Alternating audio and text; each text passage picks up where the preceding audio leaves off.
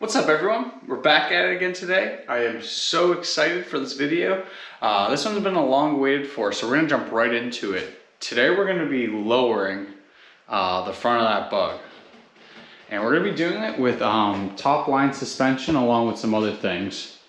So on the table here, we have our haul.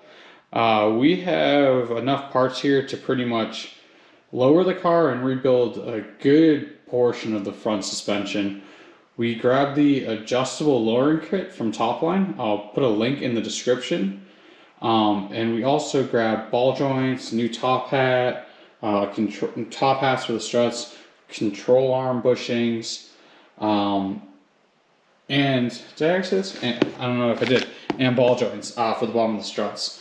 So what we're going to do is actually take off the old struts to start, as we kind of like rebuild these partially, but we'll need to get two washers off of the top hats from the old struts.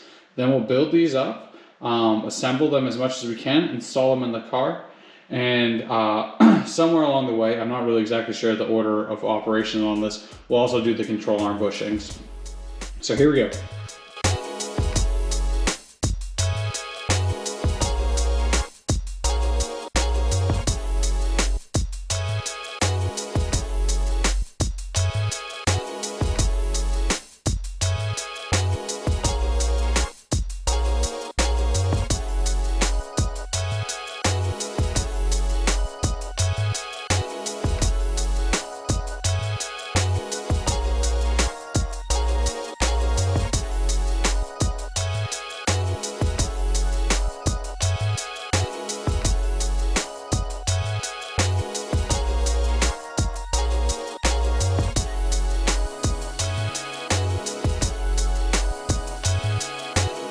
Alright, so we got the control arms out so we can replace these bushings, which are Super Beetle, and we'll replace the ball joints as well.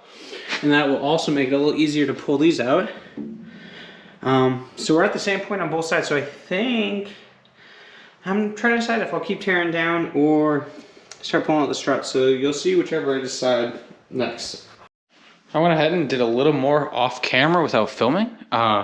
Nothing really too exciting. I removed the ball joints. One of these was stuck a little bit, so I ended up having to cut it with the flap disc, the cutoff wheel, to get it down, and then that went fine. I got this strut out okay after some hammering, but this strut I'm having a hard time with. So that's really the last thing that I have to get out of the car, and then we'll have everything torn down, and then really it's just putting it all back together with the nice new stuff. So I'll do that now, and I'll keep you guys updated.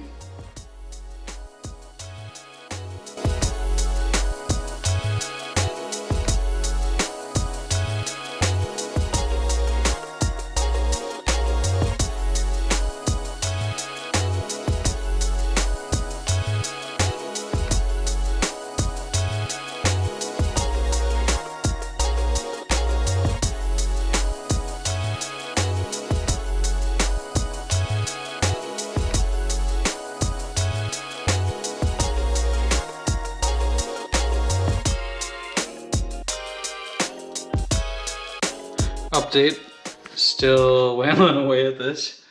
Yeah, it's definitely separating, but not very quickly. So we're just gonna keep pounding away at it, and I'll update you guys when we get it burp free. All right, everyone, I have literally been pounding on this for days. PB blaster, heat, everything, and we almost have it out. It's hard to see on that side. Maybe a little easier on this side. I'll set up some lights. But oh, here we go. There's a little light right here. Behind me. So you can see we finally have separation between the strut and the spindle. So it'll just be a matter of time now before we get them off. But oh boy, has it been a pain. You can see on this side it's a lot further apart. So we're gonna keep working on it, and then we'll finally get it off and start assembling the new pieces.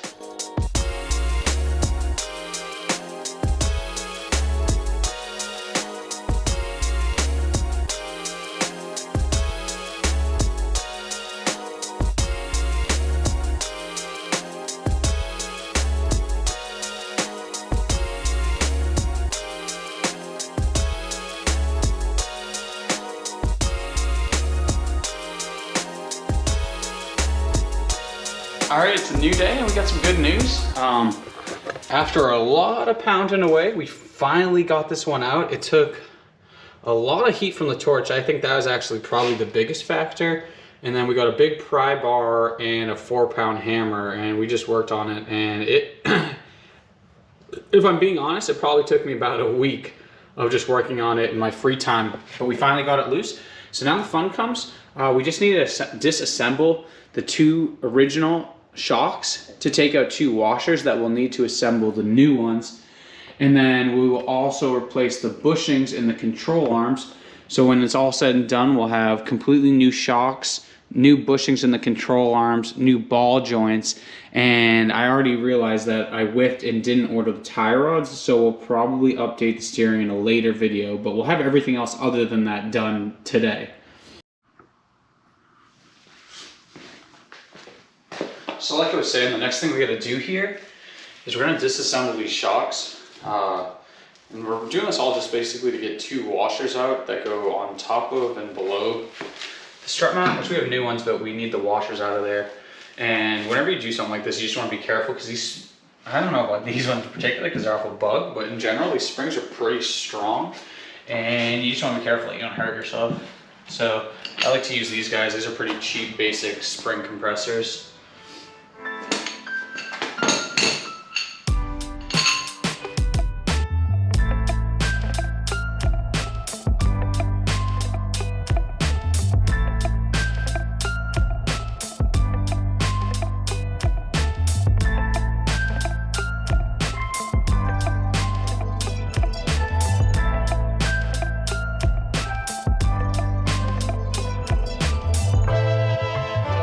Alright, so now we're going to get to assembling the new shocks, but before I got into that, I just want to show you guys, look at the difference in size in these springs. This is kind of crazy.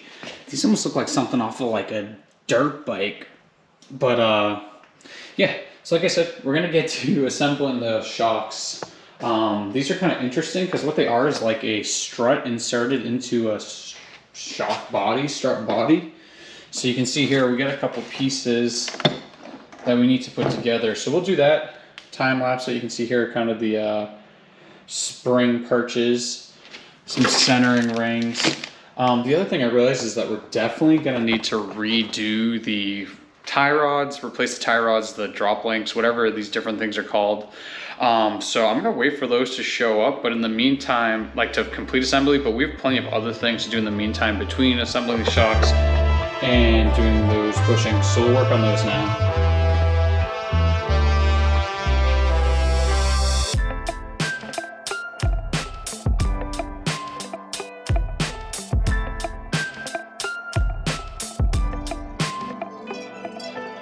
Alright, so we were having a really hard time there with the spring compressor, but we got them assembled. So you can see right here, we have both together. I didn't actually show you guys how I did it because I strongly advise not doing it how I did. Like I was, I don't know if I mentioned it, but just the difference of like how narrow this diameter is, how narrow the coils are, and how little clearance we have between the actual like shock body and the spring. I couldn't use the spring compressor that I have, and I don't really want to show you guys what I did because it's not advisable, but I will give you a hint. There's my spring compressor and some other tools. But yeah. Alright, since we got those shocks all assembled, the next thing we're going to work on is getting these bushings pressed out so we can put the new ones in. And hopefully, in the next day or so, we will have new tie rods, because these are junk, and a new setter link, and we also grabbed an idle arm bushing and a new steering stabilizer. We pretty much grabbed everything to update this whole steering setup, and we also grabbed some front disc brakes because now that everything's torn apart, I just want to do a full overhaul and be done with it. So like I said, we'll get these bushings dealt with, and then we'll see what we have at that point for parts to keep moving forward.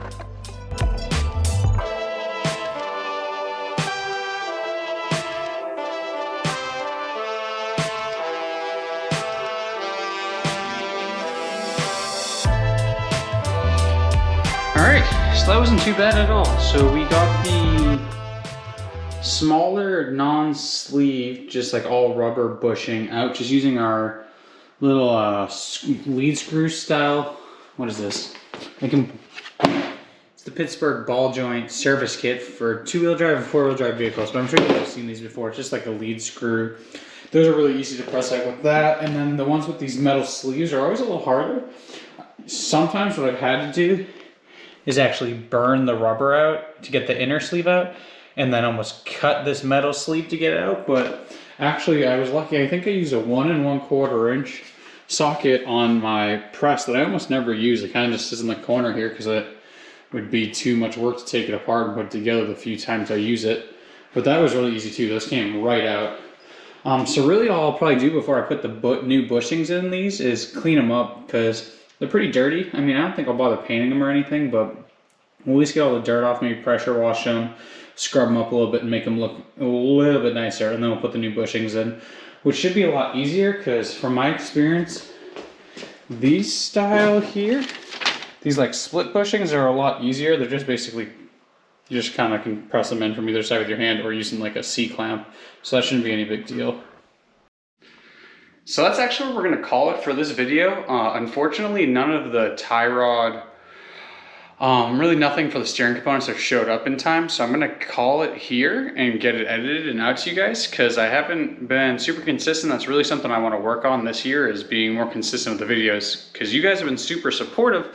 I just want to keep coming out with more content, because the more content we come out with, the more projects we can actually do. So with all that, I hope you guys enjoyed it. Please leave a comment, whether or not you did. Let me know what you guys think of everything. Let me know what you guys think I should do, anything more with the Bug. I'm really hoping to start driving it more this spring. But also we still have that 62 F100. So let me know what you guys think about that. Let me know if you guys want to see anything with that in particular. So subscribe for more content, share with your friends, and hope to see you again soon.